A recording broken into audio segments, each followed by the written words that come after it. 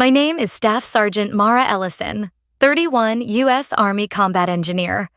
I faced IEDs in Kandahar and dust storms that turned daylight black, but nothing cut deeper than my father's voice across that dinner table. He set down the gift I brought from Germany and said, "You have 48 hours. Get out." They thought they'd broken me. They just triggered a full-scale reclamation. What would you do if your own family treated you like a soldier under command? Drop your thoughts below and hit subscribe for more echoes of revenge. 2 deployments, 1 rotation in Germany. And one thing I thought I'd learned, that enemies wear different uniforms. I was wrong. The ones I faced that night were wearing Sunday clothes. The dining room smelled of roasted beef and rosemary, the kind of meal reserved for holidays or homecomings. My mother had set the good china, the porcelain with the gold trim we only used for Christmas. She'd even folded the napkins into those little triangles she learned from some lifestyle show. It looked like celebration, but the air carried something else. The hum of the overhead light, the faint tremor of silverware against the table. It was too quiet for joy. I sat at the end of the table, posture straight out of habit, watching my father across from me. Victor Ellison, retired foreman, voice like a drill instructor, eyes that never softened. To his right, my mother, Anne, hands folded neatly on her lap. Her smile didn't reach her eyes. I noticed how her gaze skipped over the empty chair beside me. My brother's seat. Evan, the prodigal son, was off chasing gallery dreams in Seattle, yet somehow still owned more of this house than I did. I reached down beside my chair, lifted a small box, and slid it toward my father. "Picked this up in Bavaria," I said, keeping my tone calm, measured. He peeled the paper slowly. Inside lay a multi-tool knife, engraved on the handle. "For the man who taught me to build." A bridge, that's what I wanted it to be. He turned it in his hands, nodded once, not in gratitude, but inspection. Then he set it down beside his plate with the same motion you'd use to discard a receipt. The silence thickened. The smell of gravy, the faint ticking of the old wall clock, the weight of unsaid things, all of it pressing in. He looked up finally, his voice even, command tone engaged. "Mara, you've got 48 hours. Get your things and move out of this house." At first, I thought I misheard. The words came out like an order given on the range. Short, final, non-negotiable. "Excuse me." He didn't flinch. "Evan's coming back. He needs a home base while he gets his footing. Your army, you move around, you don't need roots." My fork stopped midair. I looked at my mother. She didn't speak. She just stood, gathered my plate, half a meal still untouched, and carried it to the sink. The scrape of the chair leg sounded like a verdict. That was the moment I realized. This wasn't dinner. It was reassignment. Inside, training took over. Assess, adapt, execute. No visible emotion. My eyes scanned the room. Framed photos, polished table, repaired ceiling above. I'd replaced that drywall myself after the last storm using my deployment pay. Same pay that had kept this house afloat when the mortgage nearly folded. I inhaled once, slow, through the nose. "Copy," I said quietly. Not yes, not agreement, just acknowledgement. The same response you give a superior officer before you carry out a mission you don't believe in. My mother didn't meet my eyes. My father cut another piece of beef, chewing like the matter was settled. The house creaked under winter wind, and I could hear the faint whistle through the new window frames, the ones I'd installed. I looked at the table again. The tool, untouched. My father's hand beside it, still and steady. The man who had taught me control, and now demanded obedience. Out the window, a porch light flicked on across the street. Mr. Burke, retired Marine, kept his yard immaculate. He was probably setting his alarm for dawn. I wondered if he could see through this window, if he knew this wasn't a homecoming. It was an eviction. I kept my voice level. "Understood, sir." It wasn't sarcasm. It was habit. He grunted, a sound halfway between approval and dismissal, and reached for his coffee. My mother turned off the stove. The dinner plates cooled. The roast grew gray at the edges, and the air smelled faintly of iron. By the time I stood to leave, the only sound in the room was the faint hum of the refrigerator. I'd been issued a deadline. But what they didn't know was, soldiers don't abandon their posts. They recon, regroup, and reclaim. I left the dining room without a word. The hallway smelled like lemon polish and old carpet. In the bathroom mirror, my face looked steady enough. Training has a way of borrowing your muscles when your mind is still catching up. In the morning, I treated myself like a mission site. Sanitize the battle space. Cold shower, no steam. Shock the system. Clear the fog. I brushed my hair back into a tight bun out of habit, then stared at the closet. Civilian hoodie or uniform? I chose neither. Jeans, boots, a plain field jacket. I wasn't projecting menace. I was projecting order.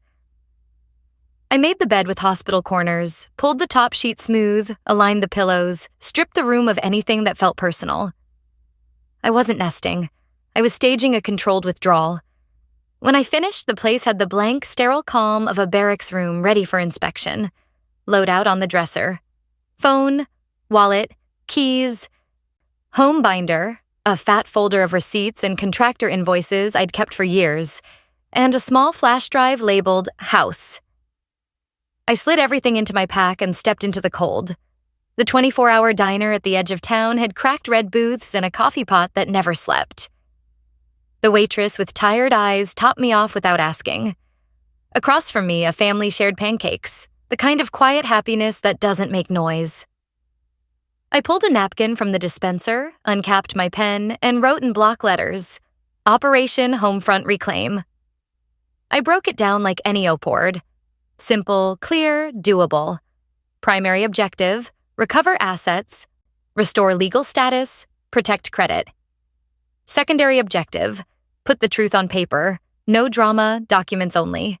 Constraints, no escalation, all contact through counsel, maintain chain of custody. Phases emerged without effort. Phase 1, Intel Recon.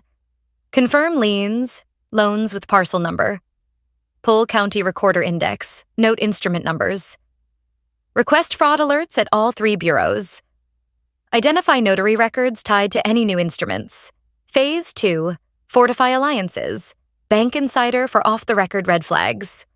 Legal counsel who speaks both civil and criminal. Community witnesses with credible standing. Phase 3, Asset extraction. Move only items with receipts. Veteran-owned movers, manifest with serials and dates. Sign-offs, leave copies. Phase 4, Legal assault. File FTC identity theft affidavit. Police report, incident number. Recorder challenge to void fraudulent instrument. Demand bank fraud unit freeze and bureau cleanup. At the bottom, I drew a box around 2 words. No contact. I wasn't going to be baited into hallway arguments or porch theatrics. The paper would do the speaking. I started with intel. At the register, I asked for a clean receipt and wrote the time, 07:12, in the top corner. It sounds silly, but timestamps build a rhythm. They remind you that you're not drifting. You're moving. In the parking lot, I sat in the truck and opened my phone. First call, Equifax. Then Experian. Then TransUnion. I placed fraud alerts on my file and requested copies of my reports. Each call finished with a confirmation number. I wrote them down on the margin of the napkin and took a photo. Redundancy is a kindness to your future self. Next, I pulled up the county recorder's public index, typed the parcel number from an old tax bill, and waited for the search wheel to spin. 3 entries I expected. Original mortgage, satisfaction, refinance I'd arranged 2 years ago to lower their payment. And then a 4th, stamped 6 months ago, Equity Access HELOC. The instrument number glared like a strobe. Right away, Phase 2.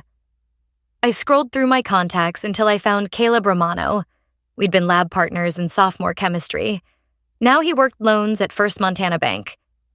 I called and kept my voice flat. Caleb, it's Mara Ellison. Off the record, can you run a red flag check against a HELOC tied to my parents' parcel?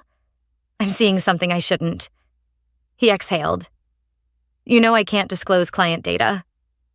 I'm not asking for balances, I said. Just whether anything trips your fraud filters, signature mismatch, notary anomalies, timing issues. If you can't say yes, silence is fine. He paused. Give me an hour.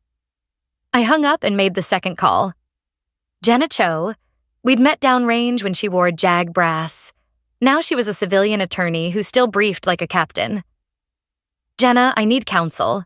Potential identity theft, bank fraud, and misuse of service credentials. What do you have in hand? Instrument number, date, parcel link, and a home binder with a decade of receipts. Good. Start a chain of custody log on anything you touch.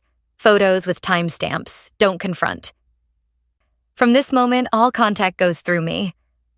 Her voice sharpened. And Mara, no gray areas. We win on paper. Copy. I drove a slow loop through the neighborhood. Mr. Burke was raking his front lawn even though it didn't need raking. He glanced up as I passed and gave a small nod. Across the street, Ms. Klein, the nurse who'd lived there 20 years, set a thermos on her step and watched the road. Not a crowd. Not gossip. Just witnesses. Quiet matters. My phone buzzed at 08:23. Caleb. Ellison. Off the record. Something's odd. Application packet has a military ID scan and a signature that looks wrong. Also, notary ID ties to a mobile notary we've flagged before for sloppy logs. I can't send you the file, but if you bring me a police case number and an attorney letter, our fraud unit can freeze pending investigation. Understood, I said. My pen added 2 new bullet points under Phase 4. Case. Counsel letter. Back at the house, I parked 2 doors down and used the back entrance. I was still a legal resident. I moved like a ghost, boots light on old linoleum. The attic door groaned softly. Cold dust rolled out when I pulled the string. I found the box where I knew it would be. My father hates climbing ladders. A banker's box marked tax. Beneath W-2s and junk, a manila folder with my name and my mother's careful cursive. Inside, a photocopy of my military ID, an application form with my name and a signature that leaned uphill at the end, the way mine never does. A sticky note with a mobile notary's first name and number. 3 delinquency notices they'd tucked and forgotten. I took photos of every page, the edges, the signatures. Each shot captured the attic insulation and the box label in the frame. Context is a silent witness. I slid the originals into a tamper-evident envelope I always keep in my ruck and sealed it, initialing across the seam. Chain of custody. Started. Back in the truck, the world steadied.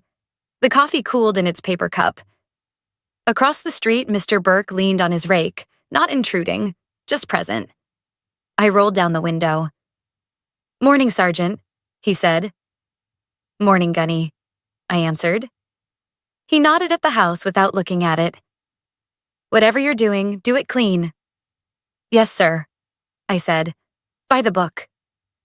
The plan on the napkin wasn't just a plan anymore. It was a map. And maps are how you get out of places people think you'll stay stuck. The next morning, I parked 2 blocks away from the county courthouse and walked into the records office. The fluorescent lights hummed. The air smelled of toner and old paper. The scent of bureaucracy and buried truths. I requested a certified copy of the HELOC instrument. The clerk, a man who'd clearly seen every kind of family feud pass through his window, slid the paper across the counter without comment. There it was. My name, neatly typed. My signature forged. The sight hit harder than I expected. Not anger, not yet, but a dull surgical disbelief. You don't expect betrayal to be notarized. I studied the handwriting. The curve at the M was wrong. My real signature had a downward slant from years of signing under pressure. Whoever had done this had hesitated, tracing confidence they didn't own. Need a copy? The clerk asked. Certified, I said. 2 copies. One for records, one for legal. He stamped the pages with a dull thunk, sealing them in time. Back in the truck, I placed the papers in a clear envelope and photographed each page with my phone. Every soldier knows. If it isn't documented, it didn't happen. The next call went to Jenna. "I've got hard proof," I told her. "Describe it." Application with forged signature. My military ID photocopied. Notary log missing. Probably fabricated. The loan's 6 months old. Delinquent. Who signed as the notary? First name only. Wendy. No seal visible. Jenna was silent for a beat. That's enough to open a fraud case. Don't confront them. The minute you tip your hand, evidence starts disappearing. We'll file with the State Attorney General's office under military identity theft statutes. I'll handle the paperwork, but I'll need sworn declarations from you and any supporting witnesses. I have one. A bank contact who confirmed anomalies off the record. Good. And keep a chronological log of every step you take. Date, time, action. Chain of custody must be airtight. As I ended the call, my reflection in the windshield looked like someone halfway between two worlds. Not the uniformed professional from deployments, not the obedient daughter they'd dismissed, but something newly forming between calm, measured, and awake. For a moment, I remembered Logar Province, Afghanistan, the night a supply convoy missed a turn and drove straight into a dried riverbed. The lieutenant froze on the radio, voice cracking, useless. It was me who rerouted the engineers, calculated load weights, and pulled the vehicles out one by one. That night, I'd learned something. Command isn't about title. It's about clarity under fire. Now, the terrain was different, but the principle was the same. My family had turned home into a battlefield, and if they wanted to wage a war of paperwork, I'd fight it by the book. By afternoon, Jenna had emailed a fraud affidavit draft. I filled it out line by line, each entry deliberate. I did not authorize nor sign any equity loan related to parcel .09124423. I was stationed overseas during the transaction. My identity, service credentials, and documents were used without consent. I attached scanned images of the forged pages, my ID, and a deployment order from the same period proving my location. Truth, once structured, becomes armor. When I hit send, the screen blinked. Transmission confirmed. My statement was officially logged into the chain. Later that evening, I parked near the house again. Through the curtains, I saw my father's silhouette in his recliner, remote in hand. My mother moved between rooms, folding laundry like nothing had shifted beneath her feet. They had no idea the battlefield had changed, that their command of silence no longer worked. In the rearview mirror, the sun dipped below the ridge. Its reflection split across the windshield like twin searchlights. In the Army, we call that moment SP, situation present. It's when you realize the enemy isn't hidden anymore. It's right there in plain sight. And as I drove away, I whispered the first line of every operation order I ever wrote. Situation, hostile forces identified. Course of action, proceed with controlled countermeasure. This time, the hostile force wore my last name. When you're deployed, you learn early that no one wins a war alone. Commanders might get credit, but it's the team, the quiet professionals, who carry the mission through the mud. At home, I was outnumbered, but not alone. I just needed to rally the right kind of unit.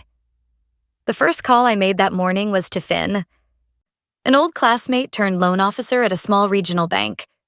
We hadn't talked in years, but I remembered the way he handled things back in school. Precise, discreet, loyal. When he answered, his voice carried surprise first, then concern. "Sergeant Duffy? Wow, been a long time. You back in Missoula?" "Yeah," I said evenly. "And I need your help, off the record." He hesitated. "Go on." "I'm dealing with a forged second mortgage. Looks like someone used my ID while I was stationed overseas. The documents have already surfaced. I need confirmation of what accounts were opened and by who." Quietly. There was a pause, then a low whistle. "You're serious." "As serious as a security breach," I said. And Finn, if this were a military operation, we'd call this a compromised asset. I need intel before they realize I'm tracing it. Finn exhaled. I'll check. Give me 12 hours. But Milan, this goes deep. Anything I find, you didn't get from me. You were never in the AO, I said. I'll take it from here. When the call ended, I logged the time in my operation notebook. Every detail mattered now. In my world, if the record isn't clean, neither is the result. Next, I drove to Missoula Legal Aid, the small nonprofit tucked between a pawn shop and a diner. Inside, a young volunteer recognized my uniform and stood up a little straighter. Sergeant, how can we help? I handed over a folder, deployment orders, forged signatures, and Jenna's fraud affidavit draft. This isn't about revenge, I said quietly. It's about restoring protocol. Someone abused a soldier's trust. I need jurisdiction clarity and next steps before formal submission. He nodded, eyes scanning the documents. You're doing everything right. Fraud involving active duty credentials escalates to federal jurisdiction. Once this is logged, state lines don't protect them. That's what I needed, a clear chain of command. No emotion, no shouting match, just process. Back in my truck, I scrolled through my contacts again. One name stood out, Jess Riley. Former intel officer, now JAG liaison. She had the tactical brain of a chess master and the heart of someone who'd seen too many good soldiers broken by systems that should have protected them. She picked up on the first ring. Sergeant Duffy, heard whispers you're back.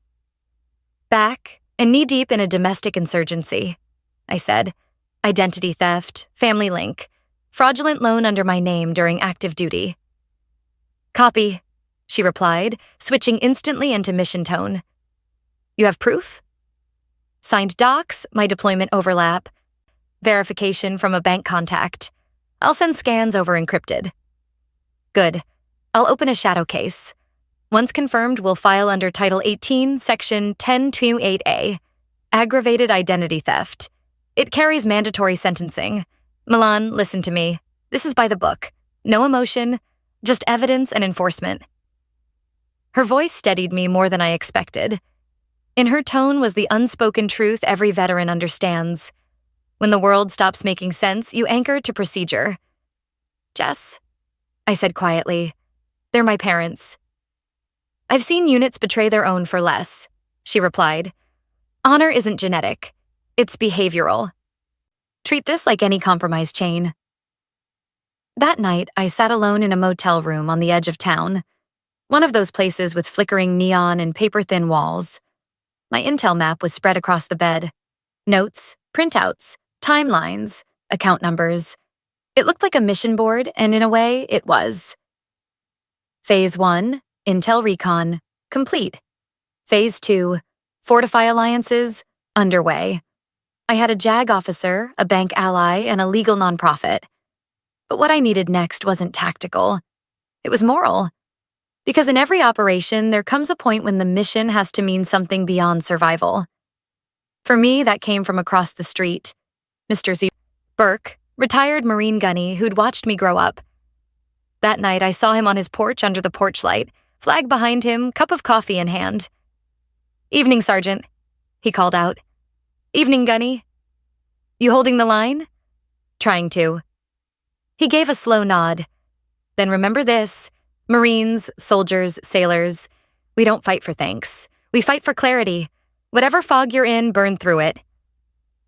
That's when I realized my allies weren't just lawyers and contacts. They were every quiet witness who'd seen what I'd built, every neighbor who'd nodded when I came home with dirt on my boots. The command was clear now. Stand your ground. Build your coalition. Move with precision. Tomorrow I'd move to Phase 3. Asset extraction. Not of furniture, not yet, but of truth. By dawn, the fog had settled low over Missoula, blurring the familiar outline of my childhood street. The kind of quiet that usually meant peace now carried a hum of unfinished business. In the military, before you move on a target, you establish chain of evidence. Not emotion, not instinct. Just proof. Without it, every victory is temporary. That morning, my objective was clear. Recover physical documentation. Fraud leaves a paper trail, and my parents were careless with secrets they thought I'd never question.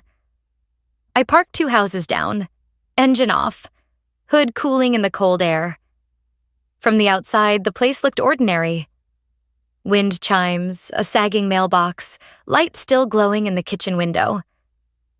But once you've been trained to assess threats, you learn to see what's really there. Compromised ground. I waited until the neighborhood settled into routine.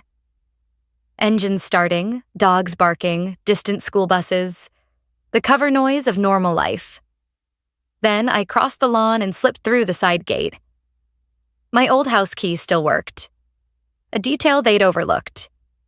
Inside, the air smelled faintly of lemon cleaner and dust, the kind of clean that's meant to hide chaos. My boots made no sound on the worn carpet as I moved toward the back hallway. I knew their habits, where they filed old tax forms, where Dad dumped receipts after card games, where Mom stored envelopes marked important. Upstairs in the hall closet behind stacked shoeboxes, I found what I was looking for. A metal file box, the same one they'd used for every family document since I was a kid. I set it on the floor and opened it. Folders, utility bills, bank statements, insurance renewals. And then one tab caught my eye. D. Duffy, property. Inside were photocopies, not originals. My name on multiple forms. A notary stamp half faded. Attached was a stapled packet labeled Collateral Verification.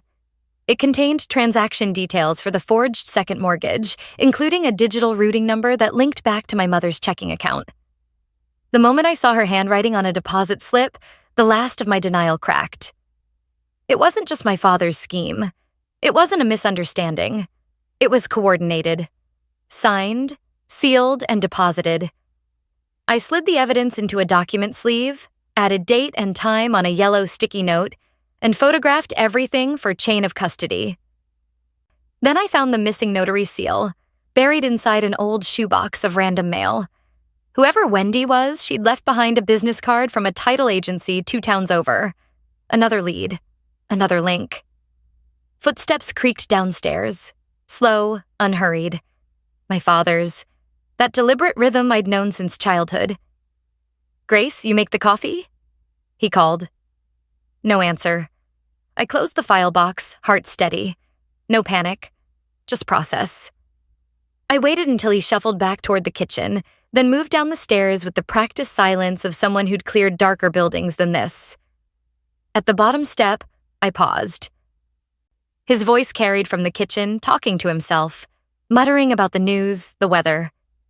He didn't know the walls were closing in. At the back door, I caught sight of my reflection in the glass. Calm, upright, precise. The daughter they'd dismissed had been replaced by Sergeant Duffy, evidence custodian. Outside, I exhaled into the morning chill.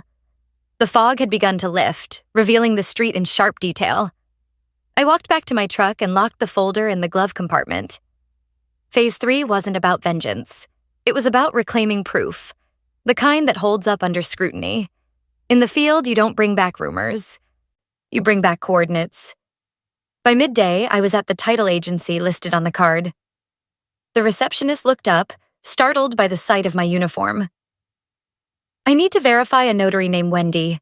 Possibly handled a mortgage packet 6 months ago under the Duffy name," I said.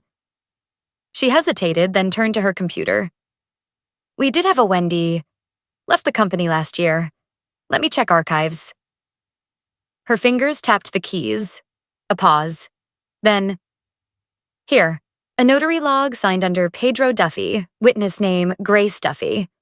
But," she frowned, "no entry for Milan." I leaned in. "That confirms forgery. Please print and certify this record." Her eyes flicked from the screen to my name tag, then back again. She didn't ask questions, just printed, stamped, and slid the paper across. Outside, I took a steady breath. Every file, every stamp, every timestamp, one more piece in a mosaic that spoke louder than bloodlines.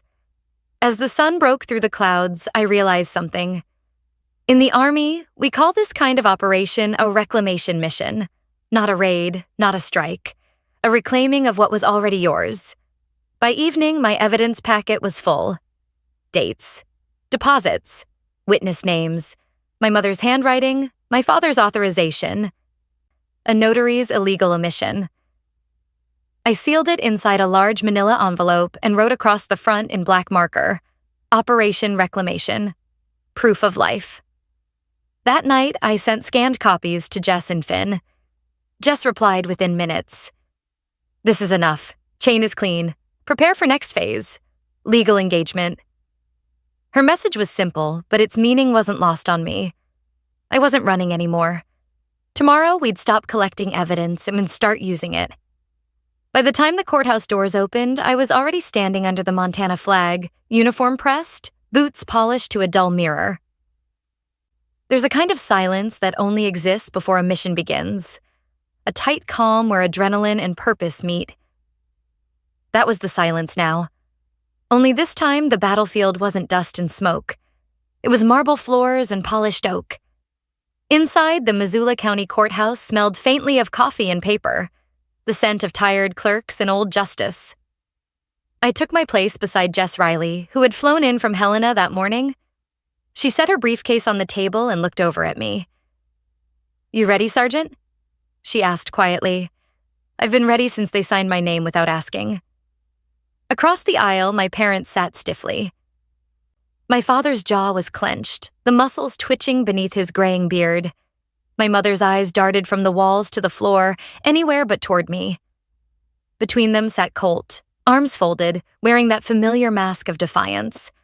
A mask I'd worn myself once, before I learned discipline. When the judge entered, we rose. A woman in her 50s, sharp-eyed and composed, the kind of person who'd seen every variation of betrayal but still believed in order. She adjusted her glasses and began. Case number 24, 1843, Duffy vs. Duffy.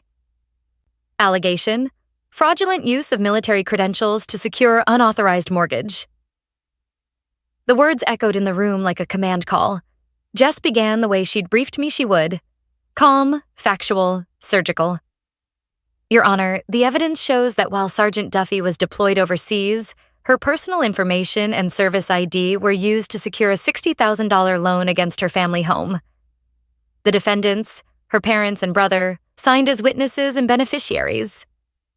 She laid out the documents one by one, the forged signature, the routing slips, the notary log, and the deposit record into my mother's account. Each page hit the table like a gavel. Jess continued, This isn't simply financial fraud. This is the exploitation of an active duty soldier's trust, the weaponization of service against itself. The defense lawyer, a weary man in a loose suit, stood and adjusted his tie. My clients were under the impression their daughter had agreed to assist them. They believed the funds were a shared family resource. Jess didn't blink. Belief doesn't sign contracts. Evidence does. The judge leaned forward. Do the defendants dispute the signature? My father's voice broke the silence. We thought. Do you dispute it? The judge repeated. He looked down. No. My mother's hand trembled on the table. Colt just stared straight ahead, jaw set like stone. Jess continued, voice level. The plaintiff seeks nullification of the fraudulent loan, restoration of her credit record, and full accountability for misuse of federal identity under Title 18. The judge nodded, flipping through the pages. Then her eyes rose to meet mine. Sergeant Duffy, she said, you have anything to add? For a long second, I didn't move. The courtroom felt smaller, like the air had thickened. I straightened my posture, chin lifted, and spoke the way I had at every field debriefing. Your Honor, I took an oath to serve this country, to protect its people, its laws, and its integrity.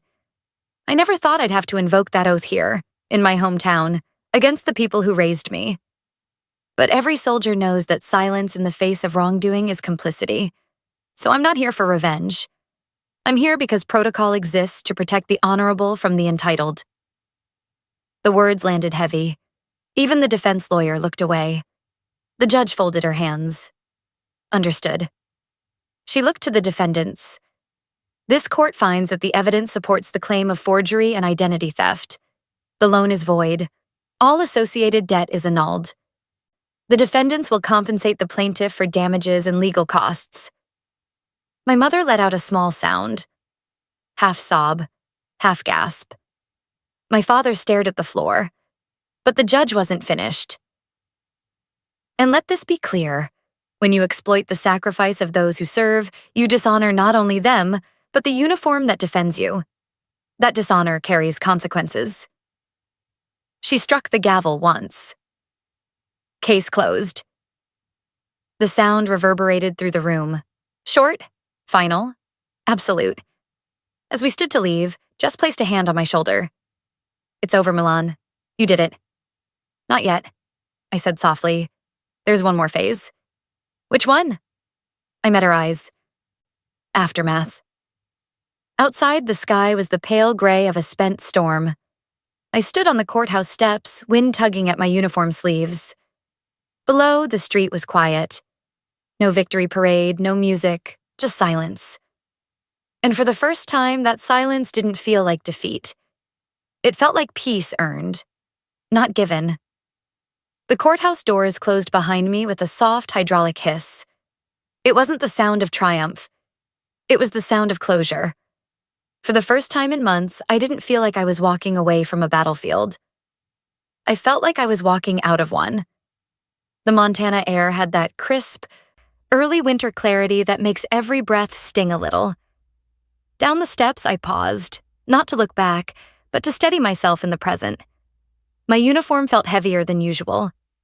Not from rank or ribbons, but from everything it had taken to wear it here, in front of them. Across the street, I saw Mr. Burke standing near the flagpole outside the post office, his hands tucked into his jacket pockets. When our eyes met, he didn't wave or smile. He just gave a slow, deliberate nod, the kind one soldier gives another when words would only cheapen the moment. I returned it, a quiet salute of understanding. He'd once told me, "We don't fight for thanks. We fight for clarity." And now, for the first time, I finally understood what he meant. I drove to the same diner where this began, a small booth by the window, still carrying the smell of bacon grease and burnt coffee. The waitress recognized me, poured without asking. "Black, right?" "Always," I said. The coffee was as bitter as I remembered, but this time it didn't taste like defeat. It tasted like truth. The kind you earn through scars and sleepless nights. I took a small notebook from my jacket pocket and flipped to the back page where I'd written my operation phases. Phase 1, Intel Recon. Complete. Phase 2, Fortify Alliances. Complete. Phase 3, Asset Extraction. Complete. Phase 4, Legal Strike. Complete. Phase 5, Aftermath. I added a single line under it in small block letters. Mission complete, soldier intact. That night, I didn't go back to my parents' street. There was nothing left there for me. Not bitterness, not nostalgia, not home. Some battles end when you stop trying to reclaim the ashes. Instead, I drove west, toward the small apartment I'd rented on the edge of town, a place no one had touched, no one had named. The furniture inside wasn't just stuff.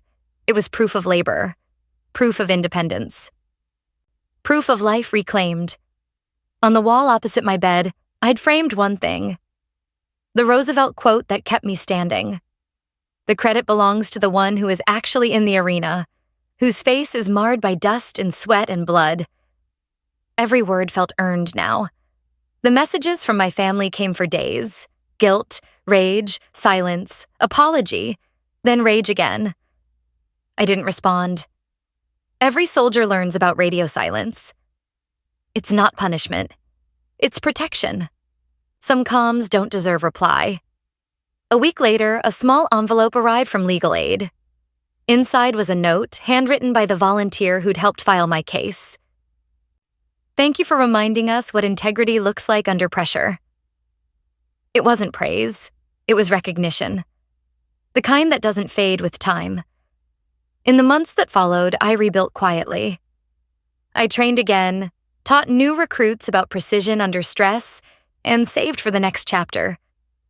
Sometimes, during PT at dawn, when the first light hit the frost on the field, I'd think of that night at the dinner table. The knife, the silence, the command to leave. And every time I'd feel the same small smile form, not from spite, but from clarity. They thought they'd exiled me. They just reminded me who I was. Respect doesn't come from bloodlines or orders. It comes from conduct, from doing the hard thing, the right way, even when no one's watching.